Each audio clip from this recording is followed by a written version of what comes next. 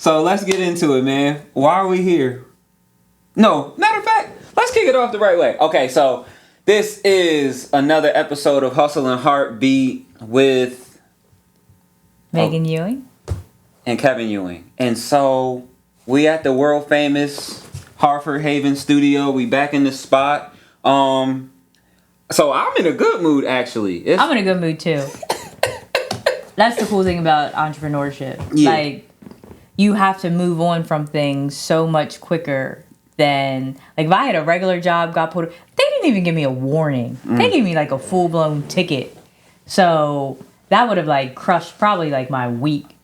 Entrepreneurship, it was like, oh, I'm on the way to the studio. I got a podcast episode to record. Yeah. So get over it, keep moving, or I like watch stuff stop working. It's weird. I mean, even like music hit different today. Like normally music is just like boring. Like, and it's just same stuff I've been listening to the last 20 years. But even the music felt good. So yeah, why are you in a good mood? We are what? We only been back 3 days. We got back late the 13th. So I was in Jamaica. So if you've been following my 30-day series, we're on day 10 of the 30-day series, sharing about Share the Vision. Share the Vision is my passion project, my complete focus right now. And I just want to educate people on what it does, what it means, and where it's been and where it's going. Okay, that's dope. All right, so a lot of times when we're in here, I like to be somewhat scripted so people aren't like watching us think and figure out what we're doing. But you're getting all of that today. Okay. Yeah, I mean, we just gonna rock out. So I think there was so much like excitement leading up, excitement during, and then when we're getting back on the plane and it's feeling like mission complete, even that excitement was like, all right, we got to get back and like recap. We got to tell everybody like how good of an experience it was. You went out expecting what? You went to Jamaica feeling like I'm about to do what?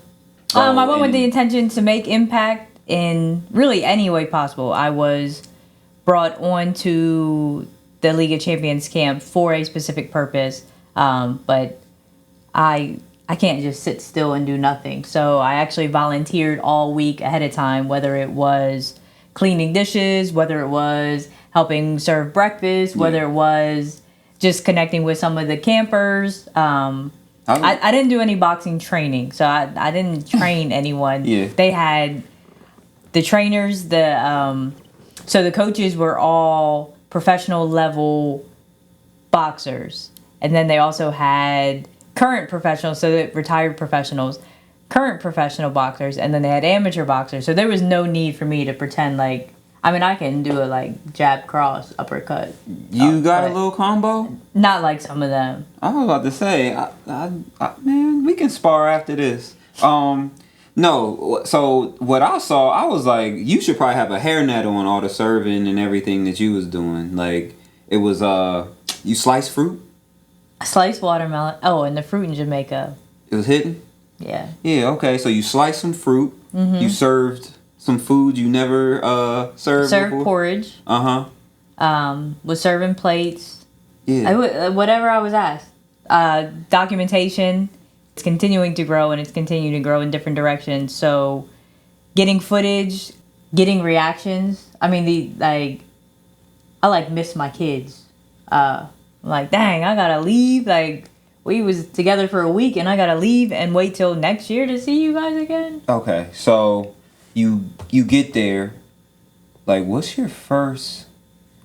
Cause I wasn't there with you. Like, she went out solo dolo. Like, went to a new country, never been to before, by myself.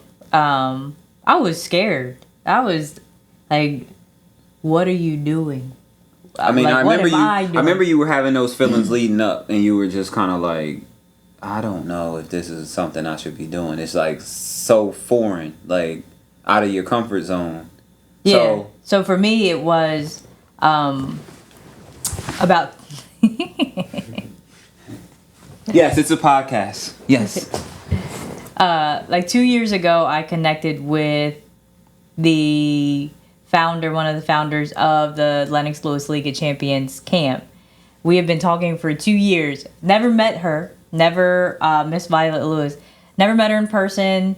Talked on the phone, and it was just a really natural, just, you could tell we had the same purpose, the same visions, and figuring out a way to link it together was amazing. So I was flying out to meet a stranger for the first time, stay in a country by myself for the first time, and connect with kids. And I love working with kids, but it was different for me because I was like, man, I've got over my fears with connecting with kids in the U.S. and high school level kids and things like that. But going to a different country, I did have fears of, am I able to connect? Am I able to reach them? Am I able to kind of have some of the same conversations as I was have with the youth here?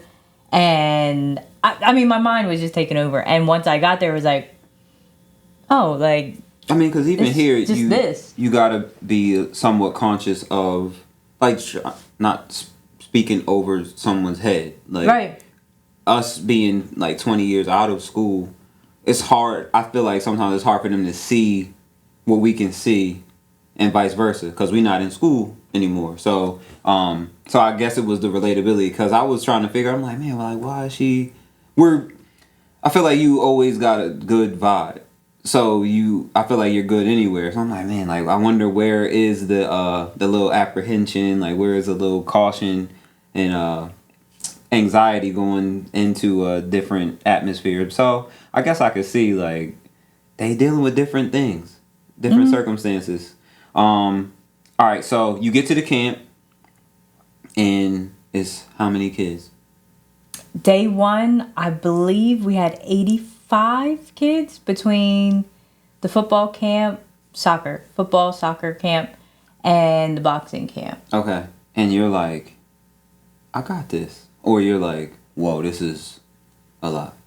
I think I was like, hey, put me to work. I'll do whatever. Yeah, just throw me in the field. So I actually, day one, I was put on registration, which I was super happy about because, well, for me, I knew the vision board event wasn't going to be to the end. So during the week, I wanted to, like, really start to meet some of the campers, really start to connect with people, and kind of build that relationship. So by the time we got to the end of the week, we were cool. We knew each other. And so registration gave me, and I'm horrible with names. I'm, like, really, really bad with names.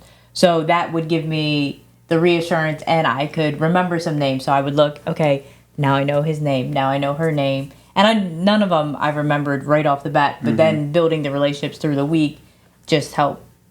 Yeah, because I remember getting the text like, they put me on registration. And I didn't necessarily know if that was a good thing or a bad thing. But I guess to start to build connection, you see a face and have a name. And so for me, it was easier because when I got there, it was probably only like 30 kids. Yeah. And I think the last day was even less. So... and I'd already known some names where I got to, like, introduce you. And yeah, so, all right, you're in there, you're doing registration, and then you're in this venue, and you're telling me about what it looks like, what it feels like. They got the windows open. You said it's all solar power. Yeah, so the camp is at the, and I might mix up the words, Hopewell Sports and Community Center. It might be Hopewell Community and Sports Center. And it's in Hopewell, Jamaica. They've completely redone it. It's gorgeous. Huge football field, basketball courts, boxing gym. And it's all solar power, which means if it's cloudy days, you don't have electric. Yeah. But it was weird because it was like the things that would bother me here. Like if you told me, hey, I need you to come volunteer at a boxing camp. But just by the way, we don't have air conditioning, we don't have lights, and it wasn't anybody's fault except we had cloudy days for a lot of the days. Right. So it was kind of like, whoa, and it didn't bother me at all. Walking in and kids are excited to see me. Are you going to be here tomorrow? Are you going to be here tomorrow? And having those conversations just really, I guess, eased my mind. Okay, so when speaking to relating to the kids, and you're like starting to see what they're wearing, where they're from, how they even got there. Is that easing the feeling of how you're gonna relate, or is that like, whoa, like this might be tougher than I thought? I don't think it affected it. I think I knew going in, if I tried to appease to whatever I thought needed to happen, like if I was like, oh, well, this is where they're from, or this is how they came, or then I'm trying to change something that I've already proven works. Mm-hmm. So I had to remind myself that, hey, the way I have my vision board events set up, especially the ones for the youth, it works for the youth. Right. So why would I change it because I'm somewhere else? And then once I kind of accepted that mindset and narrative, it was like, oh, wow, like I was right to do that. And because I had got advice from other people or opinions, I guess, opinions. And they were like, oh, approach things differently based on their experiences and based on kind of the things that they go through on their daily life. And I'm glad I didn't adjust based on other people's opinions. Yeah. Yeah, man. I mean, I normally tell you, like, you got high vibes. So like, I feel like you naturally know how to adjust in certain situations. You know when compassion is needed, little empathy. I got you on camera, getting hugs, giving fist bumps. Where would you have said your first hug might have came from? Day one. Day one, you got a hug? Offer it? Okay. How? What you do? What's the sauce? Sauce. Do I have a sauce? I just like people. I mean, I was going to say, for you to leave your country and you're always around people that are not your age at the end of the day. Like, you really think about your life. So I think I would look at people and I would see, if I saw somebody that looked like they needed something, or I saw, like, I went into this like, okay, this is my first camp. So then a few people you could kind of tell may have been their first camp, or they may have just been uncomfortable. They may have come with other friends last year or years before. So I would kind of look and see and like reach out to them and kind of connect with them. So there was one little girl that she was 8, so she's like the same age as Naomi. So she was easy to connect with. She was talkative. And then it would just, a lot of times people would come up to me. And then I have the shirt that says volunteer, so they know, the shirt opens you up to say. I did not know where you was about to go when you said, I had a shirt that said, because you was like, I'm the only white person. So I had a shirt that said volunteer, so that, wearing that shirt shows, okay, you can trust. And I think what the League of Champions has done is create the space to where the kids that are there, they're not questioning anyone who's there helping, volunteering, coaching, whether it's boxers, whether it's nurses, whether, like, everyone, they know that they can trust them. They know that they're there as a resource. So that environment that they built, like, really allowed for stuff to be different. Okay. Where it wasn't coming in and proving myself. The camp, I mean, it's done that. And it was everyone. So whether it was the nurse sitting at her table, they knew they could go up to her. Whether it was the volunteer cooking breakfast, they knew they could go up to her. Whether it was one of the amateur boxers, the trust that they built inside of that room was really, really incredible. Okay. All right. So you went to a boxing camp. We ain't talk about no fighting yet. How was the experience of... I mean, there's so many different ways I feel like we can go. So you got to see legend boxers. And then the amateur boxers are like their proteges. And then the amateur boxers are working with the campers. Yeah, so it was, top level is like retired boxers. This year it was... Coach Lennox, Coach Hasim, Coach Alicia, and then Coach Sakima. There was another coach, he actually had to leave to go to, he had a fight, I believe, in Bermuda. And then right under there was current pro boxers. So then you had Coach Kessna, Coach Hardball, and then under there you had the amateur boxers that actually came in from Kingston. Okay. Yeah. And then under there you had kind of like the top level campers that had been there a few years that were allowed to spar, and then you had the lower level campers, and everything like circled up. So everyone had someone to look up to and to work with and ask questions and be mentored by. Right. Yeah, because it just seemed like there was while they are like punching each other in the face, it's like still like camaraderie. Like the 2 days, 3 days that I like got to observe, document, I'm like, oh, they're like, you don't play boxing. Like you box, but it's no game. Like, and then they eat after. They were telling me they were going out. I mean, we rode home. We rode back to our hotels all in the same car with people that was beating each other up. I did like the fact that though you would have somebody that was 24 talking to the kid that's 17. Then the 17-year-old, he might work on form with someone that's 13. And then we even had, like you said, like 8-year-olds, 10-year-olds, and hey, they made me do push-ups. Cartwheel. I had to do a cartwheel challenge. I was like, I just am going to pretend I'm not the age I am. And because when they ask you, I mean, they're asking, smiling. Like, I'm not saying no to a kid. All right. So the circumstances there, it was different than home. I mean, home is hot, but you can normally go and get some AC. Yeah. I think I only saw one bathroom. I didn't. I mean, for 80-something people, one bathroom is a kind of tough situation.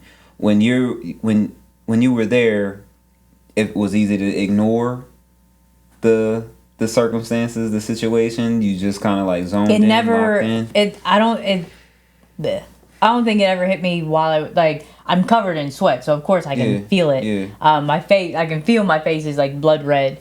It never like got to the point where I was like, I gotta stop. Yeah. And I mean, I had water. I had like it. It just never bothered me. Felt like the purpose outweighed like whatever was like right there. All right, so you want to get into the later stages of the week? Sure. All right, so when I got there, I'm just like, it's beautiful. It's beautiful out here. Oh, yeah. The trees, like you see the trees, you see the clouds. Behind it is the ocean, but like and so I'm like, all right, I'm not gonna stop shooting. I walk in and there's a coach inside the ring. He got kids outside the ring, and they're working on flexibility. They're working on some of it is just the discipline of listening, paying attention. But you don't know what all goes into being a top level athlete. Like, you're gonna deal with some stuff. Like these last few days, as the week was winding down, there were less kids. Yeah. So was that like bittersweet? Was that like, man, there was a few. So what happened was the camp runs Monday to Saturday. They cut off Sundays due to just religion, and then right across the street is actually a church. So that way it doesn't really interfere. But there was another religion who actually practices on Saturdays. Okay. So then Saturday we lost some kids, and I didn't realize how many, but then there was a few that actually came up to me Thursday or Friday and was like, Miss Megan, I'm not going to be able to be here Saturday, because they were looking forward to Saturday. Saturday was basically my day where I took over, and that hurt, where I was like, I spend all week with you. How can I figure this out and make this work? And so that, it was definitely disheartening. Yeah, it was just something. Because I was going to say, I feel like with less kids, you're able to connect on a deeper level with the kids that were there. But you also build a relationship over like 3 days. Yeah, 70, 80 kids would have been a lot for me to really, because a lot of people had questions. So I guess we haven't got into exactly why I was there, Mm-hmm. but I would have felt bad having to like turn away or forget a question or forget to get back to somebody. Right. So it had its pros and cons, but there was definitely a few kids that I was like, I wish he was there. All right, so we can get into why you were there, exactly why you were there. All right, so you were working on something, like you wanted you're trying to, I don't know if you've been trying to go around the world with this thing, but we've been making some impact around here in Harford County, going to youth organizations, being in the schools, having events here. What'd you go down there and do? So probably the most amazing part of the League of Champions Foundation is it's way beyond boxing camp. Of course, it leads with boxing camp. They have a whole life skills section, but the life skills are just as impactful, if not more impactful, than the boxing. And I'm saying that because I saw it, but I'm also saying that because we did testimonials with some of the campers, and every single camper brought up the life skills part. So I went out to basically take my Share the Vision initiative global. So we've been doing it locally, we've been doing it in the United States. This was my first time to take it globally. Sorry. So we were doing a vision board event. The amazing thing is, so when we first got there first day, we kind of polled all of the campers, and not one single camper and some of the coaches knew what a vision board was, ever heard of it, knew what we were even talking about. So of course that's intimidating, because then it's like, man, I have to educate them on what a vision board is. Goal setting was not a big thing, not a big topic of conversation in kind of like their regular lives. It's very, very structured. It's very, very disciplined, like in Jamaica.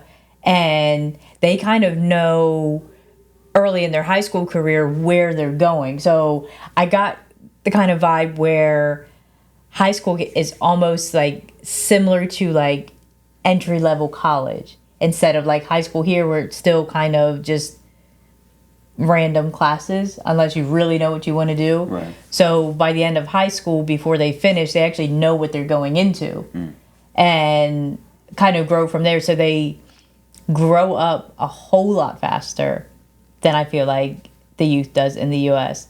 So I was super excited to bring Vision Board. Nervous because they didn't know what it was going to be. I didn't know, because I hadn't seen the schedule. I didn't know that I was closing out the camp. So last day of camp is typically like a half day, and it was all vision board. So they did their training and different things before they did breakfast, they did some training, and then it was all vision board, and then pizza party at the end. So that I was like, wow, this is an organization who, yes, I've been involved with in different aspects, and yes, I've kept the relationship going, but they hadn't met me yet. Right. So to put that amount of faith and trust in me was incredible. And a big thing for me, for people who have been to my vision board events, I always use Canvas. And I let them know, I'm like, hey, I understand we're on an island, like getting stuff in Right, yeah. may not be as easy as other areas. So it's like, we can do poster board, and they got Canvas in. So every kid was able to leave with their own canvas.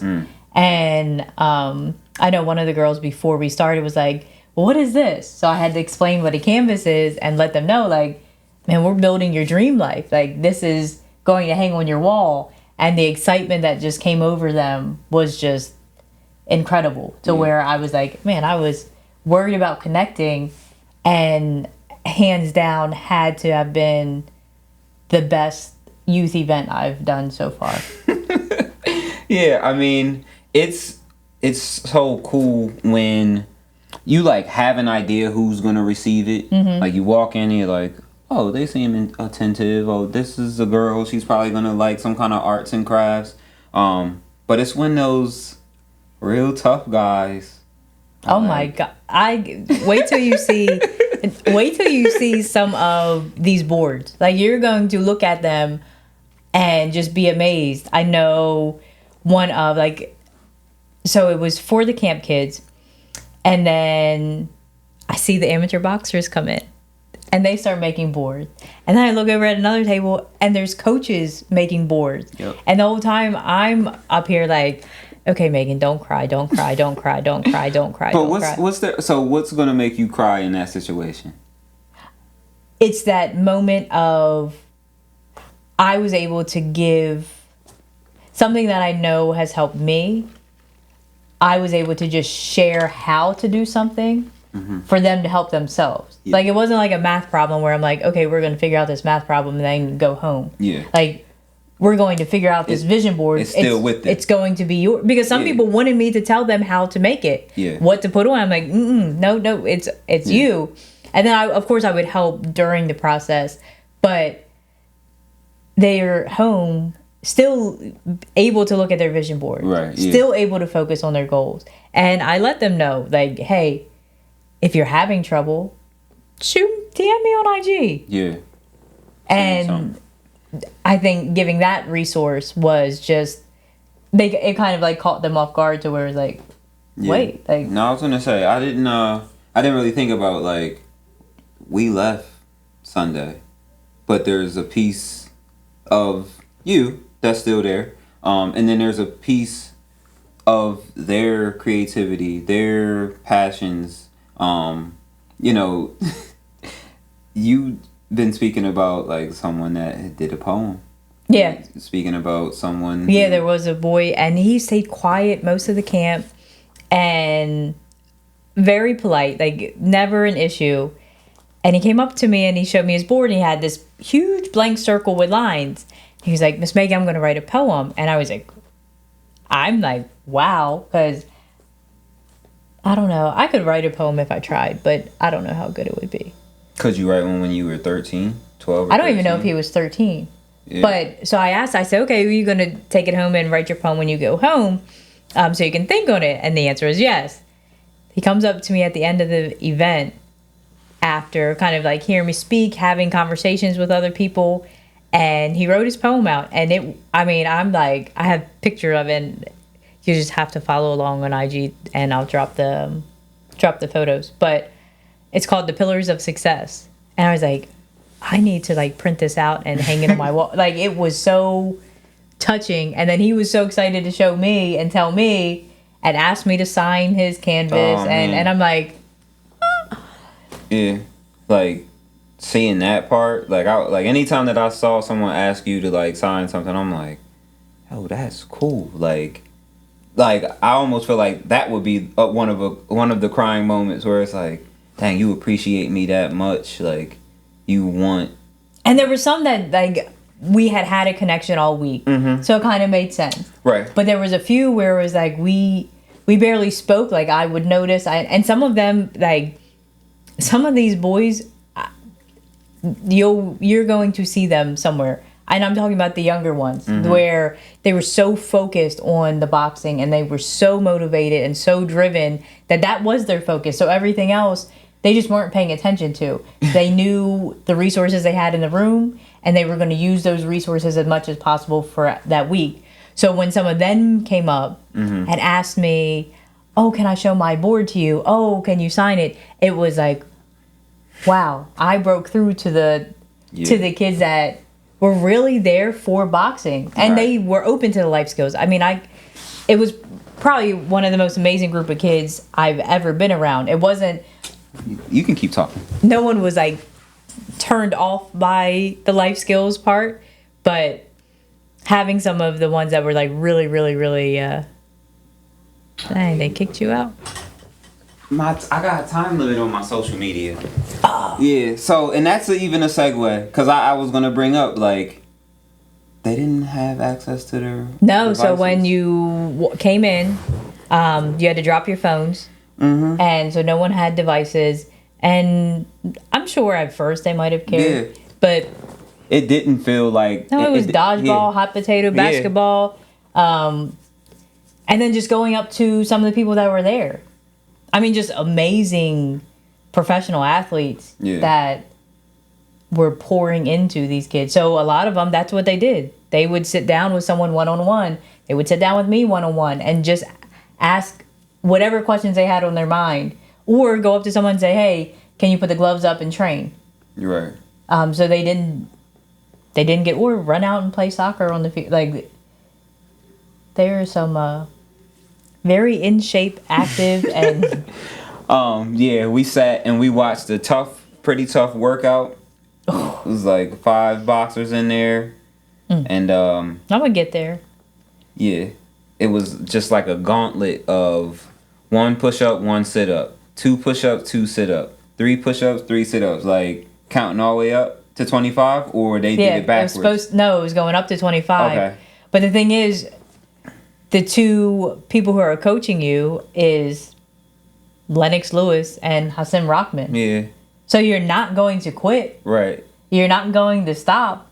That's why I never got started. I was like, you know what? See, and that's why I kept telling him, like, man, I think I could jump in there and get through it. But I knew around like 10, I was gonna fold. And I actually was there on like more like the last day. I think they was only doing 15. That's kind of what gave me the confidence, where I was like, oh, I know I couldn't get 25. I might be able to like cry my way through 15. But no, it was tough. Like, watching them, it was tougher than I even thought it might have been. All right, so towards the end of it, you are signing these boards. You are getting the testimonials. You're taking pictures with these kids. It almost was feeling like, dang, this has to end soon. Yeah. So, I think if I didn't have kids at home, I probably would have extended this day. Okay. Yeah, I definitely wasn't ready. I felt like there was so much more for me to do. Because we ended with the vision board, we had the pizza party, and I did get testimonials, and I haven't seen them yet, but I know you got them. Yeah, I got it. But I would have loved to sit with a few of them, and maybe I'll do it virtually, and really talk about the goals behind the vision boards. How can I help with that part of it? How can you do that? How do you feel like you have the time like for that? And no, I'm because I mean I feel like it is like a time consuming thing to You just can read that. Power couple. Okay. The journey you two are on is incredible to follow. That's polite. Thank you. You're not telling me who said it. You don't need to know all that. Okay. No, that's Tyson on there. Okay. And that's Mr. Faraci on there. Yeah. You're saying you want to extend your availability to some campers, to some boxers. And I guess I'm known for overextending myself. And so it wasn't it wasn't more of a challenge to you, but it was just like like that's generous. Like you almost can't stop helping. Like, cause what? You feel like something you're gonna do, something you're gonna say is going to make sure that it's easy to help people who already have the drive. So I'll meet youth, adults in the vision board events, and some of them it's just a craft. Some of them they came with a friend and they don't really care. Some people I come to the events so they have access to me. Yeah. So they'll put together a board because now they get one-on-one questions with me. And I think when I'm walking around and talking to any of the camper, and I say boys because it was majority boys, right. But there were a few females or girls there. When I see entrepreneur on their list, I'm like, I can help you with that. Yeah. When I see different things, like it was like world champion boxer, I can't really help you with that, but I can help you with the mindset, because that's you trying to be something that almost no one else in the world is able to accomplish. Right. So the mental behind that is just as important as how strong your jab is. So that every time I would see something like that, it would definitely push me to say, and those were usually the ones I said, hey, if you have a Instagram, reach out to me on Instagram. And they have, and they know my inbox. If you are from the League of Champions camp, my inbox is always open for you. And mainly because the drive and the motivation that was there, Yeah. like, they have it. And it's not like it's just there. Like, whether it's Edgewood High, Boys and Girls Club, for my youth events, for now, while I can maintain it, like, my inbox is open. I want to help grow. I mean, so you, like, brought up, like, the campers. Mm-hmm. Or brought up people that attend your vision board events.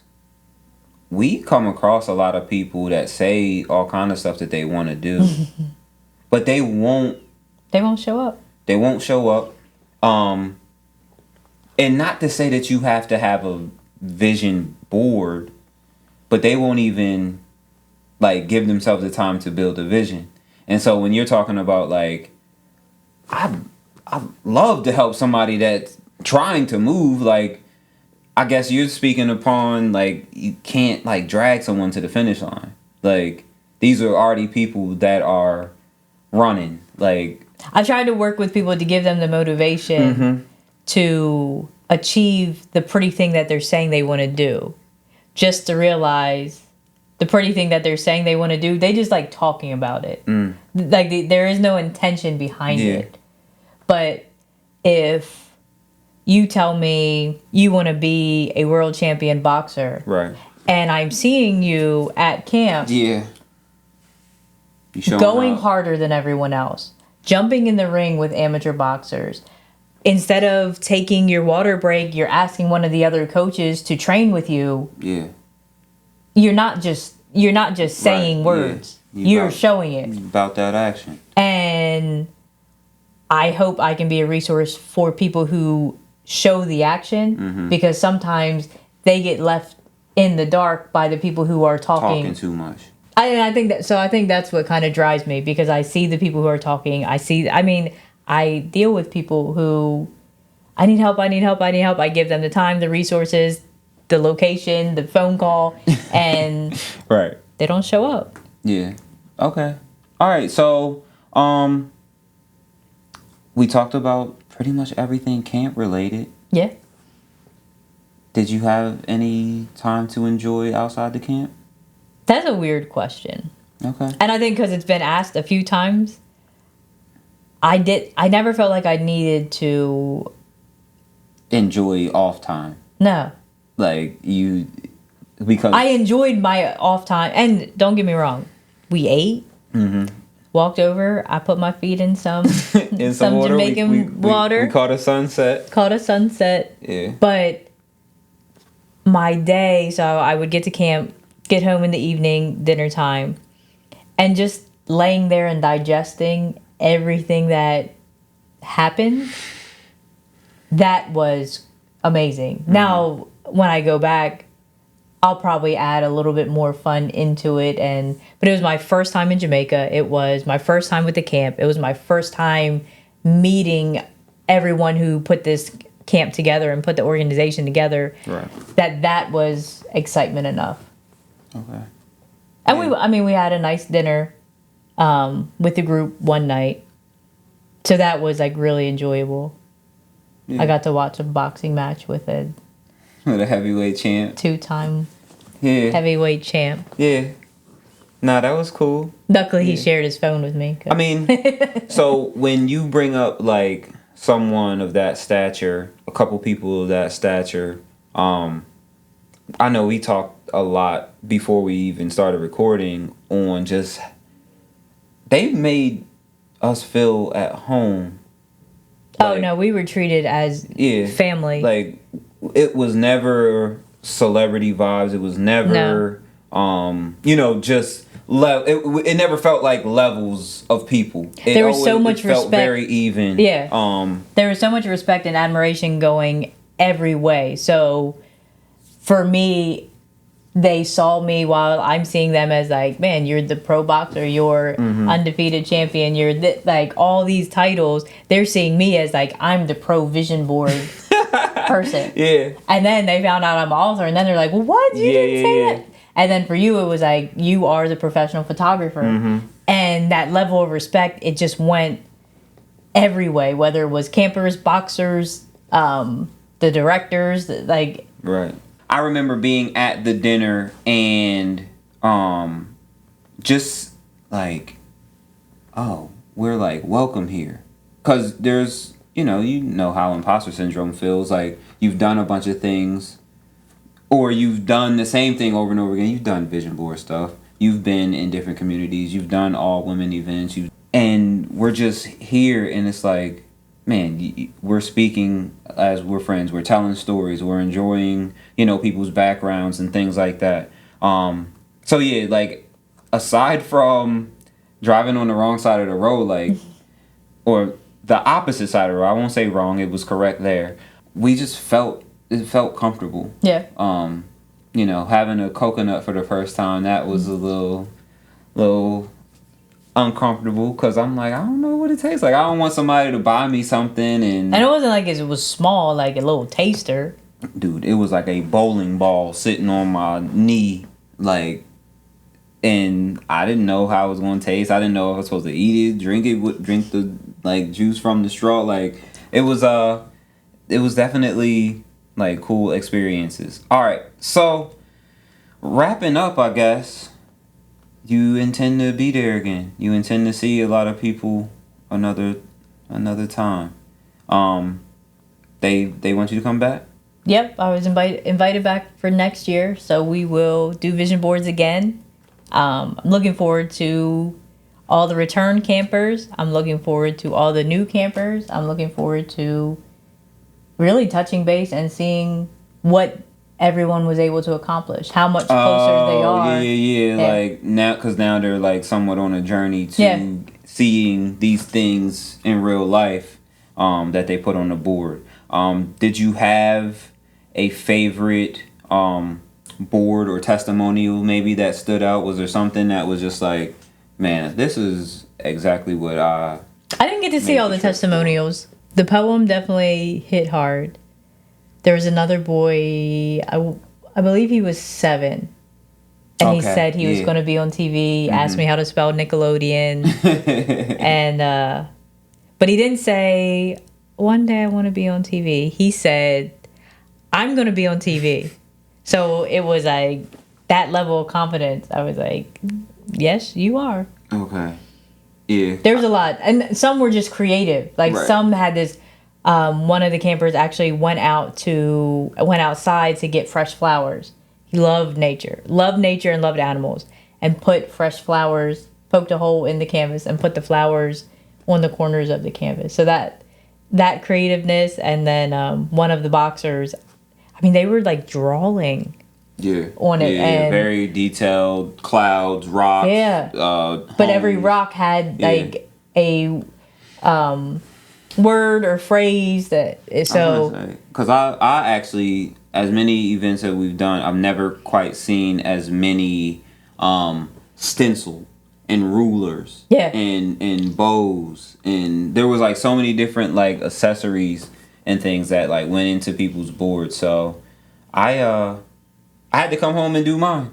We had an event last night, and we were like excited to come home, share that same energy. So what? End of the year? You normally say end of the year to begin the next year. So I always do the vision boards at the end of the year. End of the year, like first month of the year. I decided to do a mid-year. I needed a kind of like a refresh, reset, and I figured a lot of other people did. When I polled social media, a lot of people had the same interest. So we did it, and it was like perfect timing 2 days after Jamaica. So it really helped me kind of narrow in, because like after I got back from Jamaica, it was like, okay, this purpose that you've been knowing is for you, but still questioning it a little bit. Like, I felt more confident in it, and to come back and work on a new vision board. I'll say, because I remixed mine, and I added some things that I didn't have on there before, and I put a microphone on my board Thanks for just sharing. last night, and within 12 hours, Yeah. I had a microphone in my hand. This morning I was speaking to probably about 60, 70 people crammed in a room. We're talking about business, talking about visiting the studio. I got a microphone in my face right now. For vision boards, to me, it's like, what do you need? What do you want to see? What do you need to see? What do you want to be known for? What do you forget to see? So sometimes we set the goal, and the goals live in our heads, but life gets in the way, and then you forget about that thing that you thought about. But when you have it on your vision board, then you remember, Yeah. I did say I was going to do that. Yeah. And it's funny how, I don't know. It's funny how it plays out. But, yeah, what else that's it? I think that's it. That's it? I have a vision board event tomorrow. It's not the vision board is not the event is not my event. It's a women's wellness event. It's a free event in Harford County, and I will be hosting a mini vision board session as part of that. So super excited about that. I love women. My first book was written directly to like women entrepreneurs.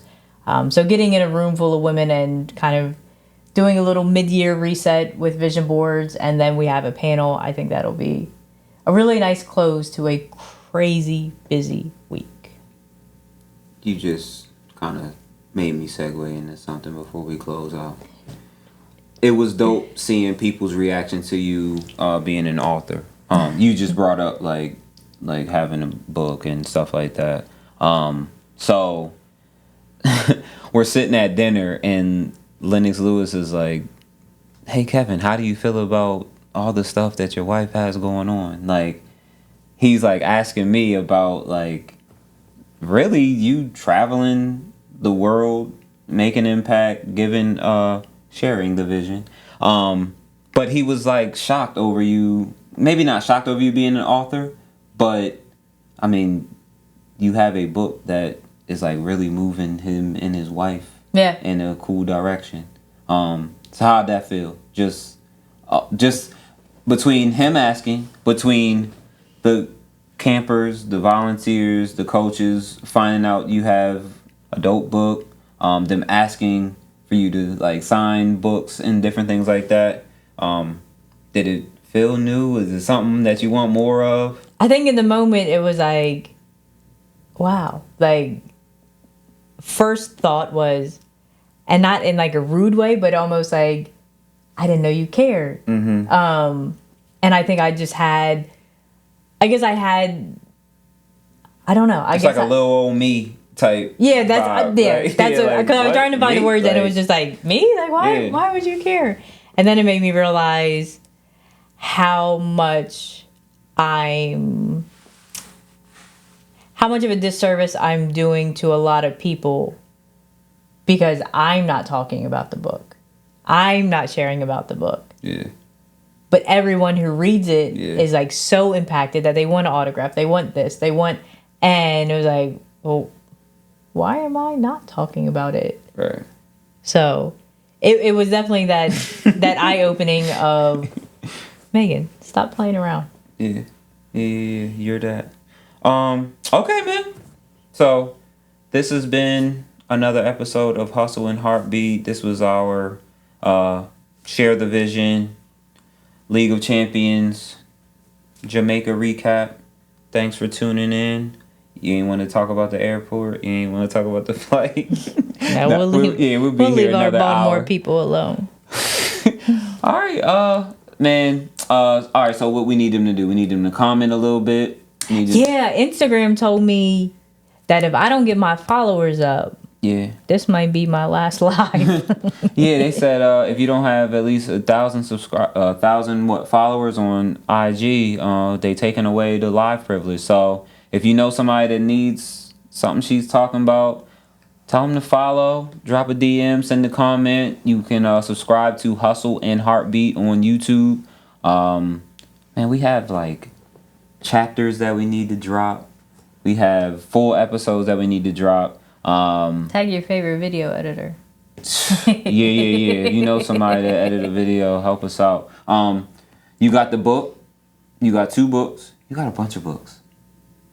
I have 2 books. You have 2 books. You got journals and planners. But yeah, so she got Think Big, Act Bold. Instead of Googling me, go on Amazon, search Megan Ewing, and it'll pop up. Or hit the site. They could just hit thinkbigactbold.com. Yeah, so she got a lot of stuff going on. When you see her site, I was telling somebody else, you'll see her site and it's just like so well done. It's beautiful, red, black, and white.